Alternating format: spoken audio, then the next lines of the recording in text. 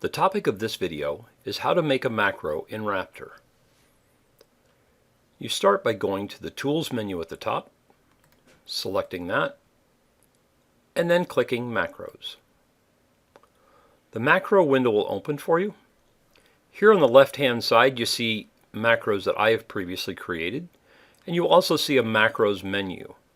Under that macros menu you have Import, and you have the ability to import Raptor macros, which are XML, or you have PettyMat macros. So if you have a previous version of PettyMat that have macros that you want to import, you can import those files here. Here at the top we have New Macro, New Cope, and Edit. New Macro is, of course, where we'd create a new macro, which we're going to do in a couple moments. New Cope would be an additional cope for that macro. Once we create a macro on one surface or at one location on a surface and we want to create another one within the same macro, we would need to hit the New Cope button.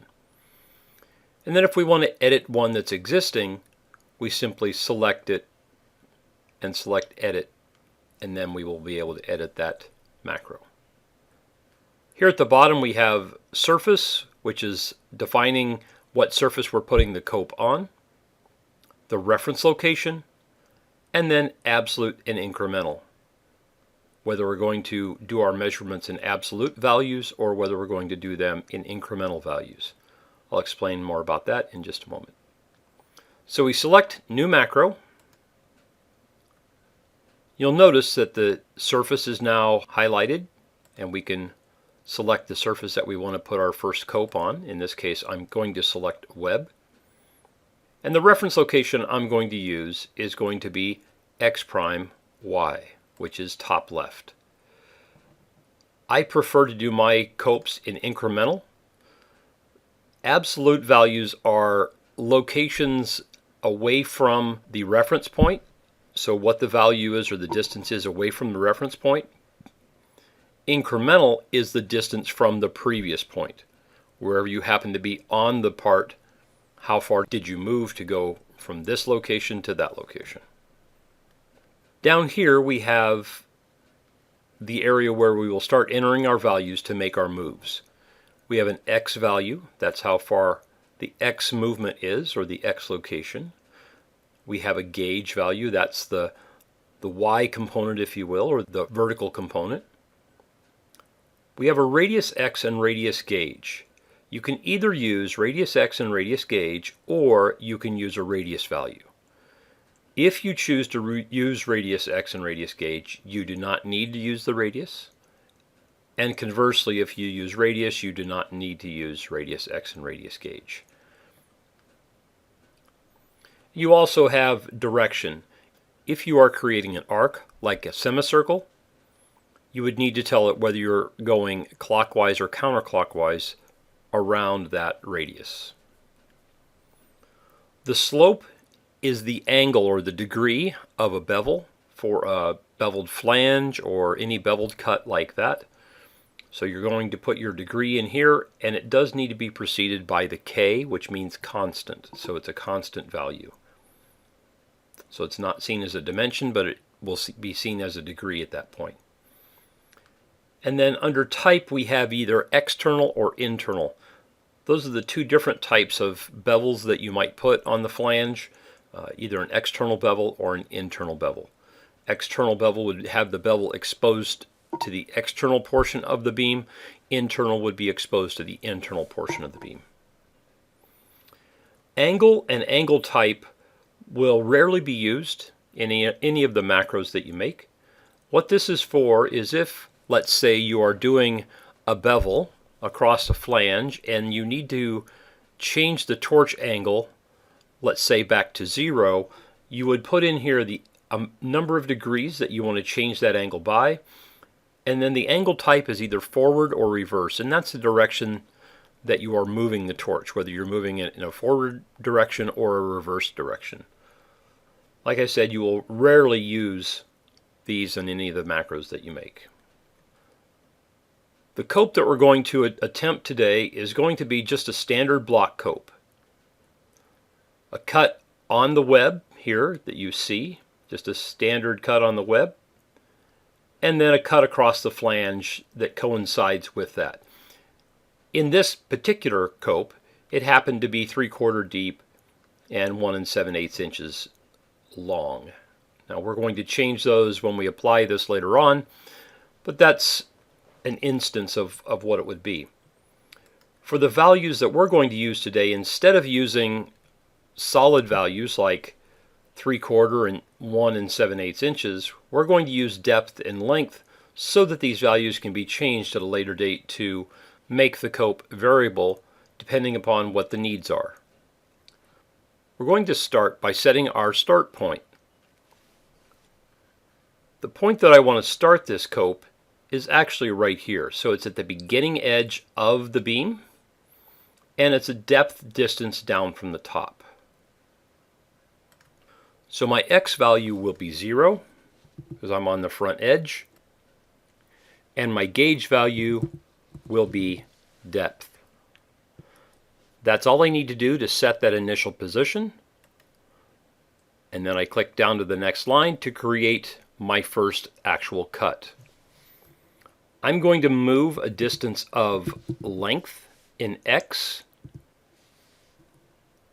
and a gauge movement of 0. I'm actually not moving vertically in this cut. It's just simply going to be a left to right movement from here to a point right here. Then I'm also going to put a radius on that corner. My next movement has no X movement at all, and it has a gauge movement of negative depth. That movement is moving from right here upward back up to the top. And it's a negative because we're going back towards our reference point. Anytime you move back towards your reference, in this case we're at the top left, so anytime we move up or to the left, it's going to be a negative movement. So our value here is going to be negative depth. And that's all we need for the web cut. We simply hit save, and then we're going to hit new cope because we also want to create a corresponding top flange cut to go with this. So we select a new cope, come down here and define the surface that we want to do this cope on, and our reference location is X prime, Z prime.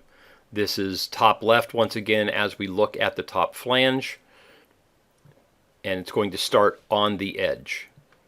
I'm going to leave it in incremental, and I'm going to set my dimensions to start the cope. My first X location is length, and my gauge location is 0. So if you can imagine a flange here, we are length distance in from the end, and we're right on the edge at 0. Our movement is going to be straight across the flange, so we're not going to be moving in X, and we're going to be moving a distance of ampersand W in gauge. Now ampersand W stands for the part width, or the width of the flange. As you can see, you also have available to you and H, which is part height, and T, which is the flange thickness, and WT, which is the web thickness, and L, which is the part length, and R1, which is the radius 1, that's the radius between the web and the flanges, and R2, which is the radius at the end of a flange, or on the edge of a flange. So we can use this ampersand W value here so that this cope can be resized based upon the profile that it's being applied to. Now that's all we require for this cope. So we hit save for that one. And you can see we now have cope 0 and cope 1. So cope 0 is the web cope and cope 1 is the flange cope.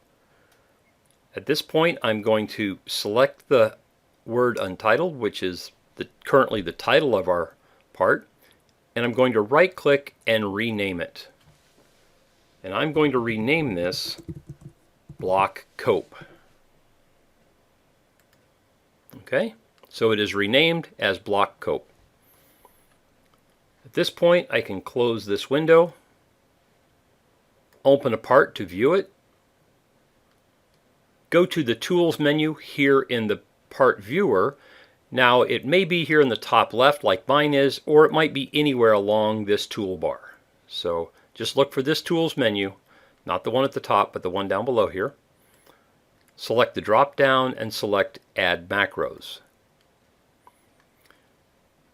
Once here, you select the block cope, the cope that you want, and you enter the values that you want for this cope. I'm going to make this 1.5 inches deep,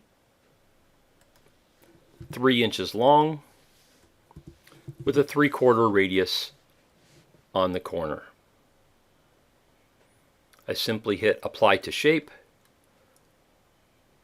verify that it has been applied, close this window, select OK here in the lower right corner of the viewer, and there is our cope right in the top left corner of the part.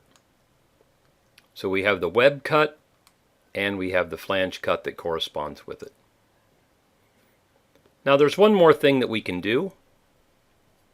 When we go back to the macro, and we go to block cope, this area here on the upper right side is to put an image in there so that we have a descriptor so we know exactly what this is supposed to look like. As you might see on some of the other ones that I've created, I have other pictures and so forth for some of the copes that I have done. So I'll go back to the block cope. I'll right click and select Change Image. Now I have an image already ready for this. Of course, we've been using it. I'm going to select that, and there it is. And you can resize this window if you so choose to. It is resizable. But there's a descriptor of what we need. We still have the radius here, of course, as well. I believe that's pretty much self-explanatory. We close this, and if I went back to that window to add macros and selected that cope, you will see the image is there. That ends this video.